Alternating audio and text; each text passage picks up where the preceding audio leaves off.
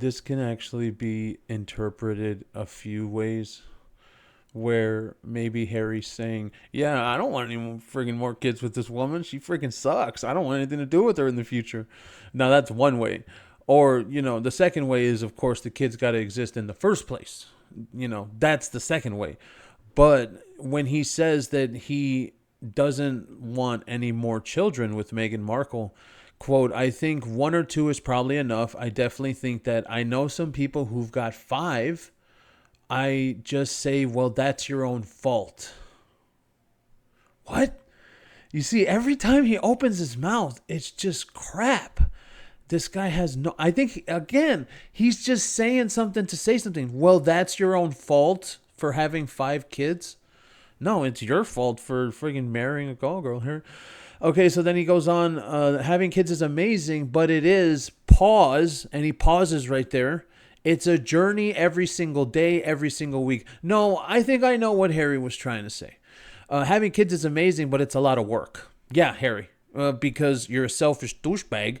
And we all know that both she is too. They're both selfish douchebags. So there's no doubt in my mind that when it comes to their children, the nannies are doing everything. Now, of course, what we're talking about right now, this is all with the idea that they actually exist, and or of course that they are not surrogate, because that would mean the whole line of succession thing.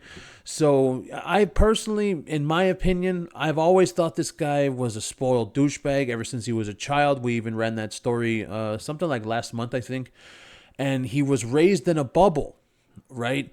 And when you're that kind of person where you're that spoiled and everything is given to you, you're not even good with kids. That's why the whole thing with children for me with Harry, I've seen it over and over. He tries to make it look as if he's good with children, and it always just comes off looking awkward every single time that he has any kind of interactions with children. As a matter of fact, I don't have it here, but I'll see if I can find it. There was that one time where Harry bonked two kids' heads together. And it's like, dude, what are you doing? These are real children. They're not dolls like the ones you have at home, Harry. So then he goes on, they just grow, they change, and I love the questions that they ask. Of course, we're talking about conversations again with questions that a 3 and a 5-year-old ask. Harry, the question is probably something like, "Daddy, why don't you have any hair on your head?" That's probably the question. Or, "Daddy, why did mommy used to work on yachts?" That's probably the question that those children are asking, those poor, poor children, if they're not in the basement stuck in cages watching iPads with suits on a loop. If they're real. Let's not forget that. I love the questions they ask. They don't ask any. And the experiences and the challenges that they give you. It's great. Challenges.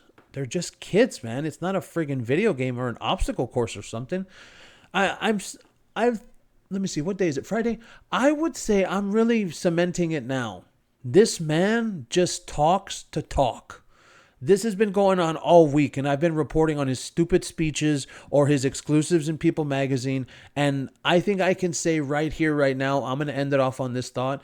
This guy, when he speaks, he has no idea what he's saying, and he's just talking to talk and hear his own voice.